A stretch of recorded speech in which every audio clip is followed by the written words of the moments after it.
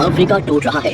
Africa का लगभग 1/3 हिस्सा अफ्रीका से अलग हो रहा है। वैसे ही जैसे आज से 10 करोड़ साल पहले भारत अफ्रीका से टूटकर आज के तिब्बत से टकराया था, अब वैसे ही अफ्रीका का ये टुकड़ा भारत से टकराने वाला है। और अगर ऐसा होने वाला है तो यहाँ की जमीन ऊंचे पर्वतों में परिवर्तित हो जाएगी। आसपास की जगहों पर लावा निकलने लगेगा और समय बीतने के साथ साथ ये जगह बर्फ से ढक जाएगी।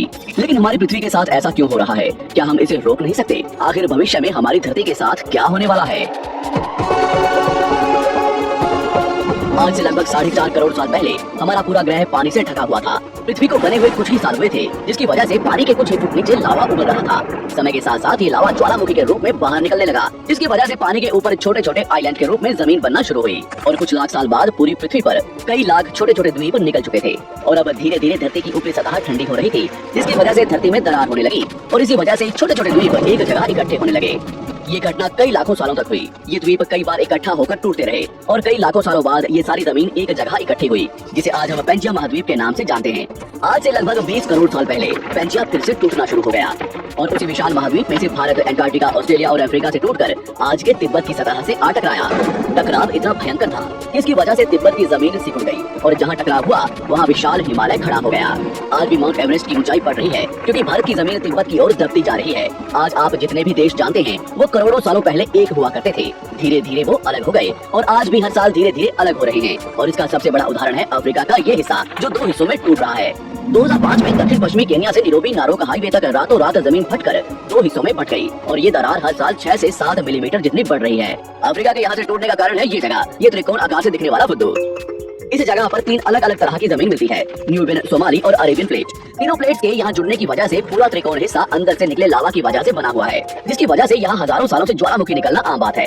यहाँ रहने वाले लोग इस जगह को अपने रहने का ठिकाना मानते हैं, जिस जगह का खुद का ठिकाना नहीं है कि भविष्य में ये रहेगा कि नहीं, क्योंकि ज्वालामुखी से इस तरह का निर्माण होने और हजारों सालों से ज्वालामुखी निकलने की वजह से यहाँ की जमीन पतली और खोखली है। बार बार ज्वालामुखी निकलने की वजह से यहाँ भूकंप आना आम बात है और यही कारण है कि यहाँ की जमीन टूट रही है। भविष्य में दरार बढ़ने पर यहाँ पानी भरने लगेगा और ये पूरा हिस्सा पानी से भर जाएगा और इसकी वजह से अफ्रीका के टूटने की गति बढ़ जाएगी, जिसकी चेतावनी यहाँ खोज करने वाले भूवैज्ञानिक यहाँ स्थित देशों की सरकारों को दे चुके हैं। इसे हमारी पृथ्वी को ये खतरा है कि दरार बढ़ने से ज्वालामुखी और विषैली गैसें निकलेंगी। भूवैज्ञानिक रॉय लिवरमोर के मुताबिक सोमाली प्लेट भविष्य में भारत के पश्चिमी हिस्से से टकराएगा और यहाँ मैं भारत का मतलब आज के इंडिया, पाकिस्तान और श्रीलंका से टकराने की बात कर रहा हूँ।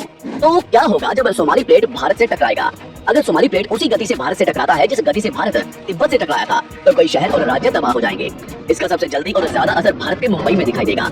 समुद्री किनारे साल दर साल उठने लगेंगे और भूकंप आम हो जाएंगे। समय के साथ साथ ज्वालामुखी फूटने लगेंगे। धीरे धीरे सोमाली प्लेट गोवा से केरला और श्रीलंका के संपर्क में भी आ चुकी होगी। ऊपरी साइड में द्वारका से सोमनाथ और पाकिस्तान के कराची तक सारे समुद्री किनारे पर्वत में परिवर्तित होने लगेंगे और यहाँ विशाल पर्वत खड़े हो जाएंगे, जिसकी वजह से यहाँ का मौसम ठंडा होने लगेगा और यहाँ भी कश्मीर की तरह बर्फ गिरने लगेगी। बर्फ पिघलने की वजह से आसपास कई सारी नदियां निकलने लगेंगी और आसपास के हिस्से घने जंगलों में परिवर्तित होने लगेंगे।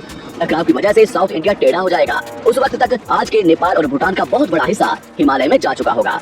इस वक्त तक सिर्फ भारत ही नहीं, पूरी दुनिया बदल चुकी होगी। पृथ्वी की सारी जमीन एक जगह इकट्ठा हो चुकी होगी और इसकी वजह से आज के ज्यादातर देशों का वातावरण बदल चुका होगा।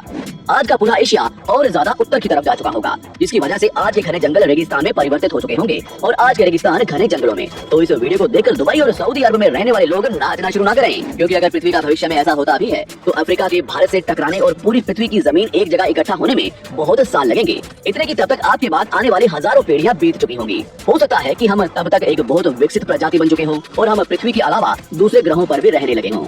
अफ्रीका के टूटने और भारत से टकराने की थ्योरी रॉय लिवरमोर ने 1990 में दी थी, जिसके बाद कई दूसरे भूवैज्ञानिकों ने दूसरी थ्योरी भी बनाई है, जिसके मुताबिक सोमाली प्लेट भारत से नहीं टकराएगी। लेकिन ज्यादातर भूवैज्ञानिकों का मानना है कि धरती की ऊपरी जमीन फिर से एक दूसरे से जुड़ेगी और आज से करोड़ों सालों बाद हमारी पृथ्वी इन चारों में एक जैसी दिखेगी। लेकिन क्या हम इंसान इसे देखने के लिए जिंदा रहेंगे, या क्या भविष्य की धरती पर जीवन पनप या विकसित हो पाएगा? यही एक बहुत बड़ा सवाल है, जिसका जवाब हम इंसानों को मिलकर देना है।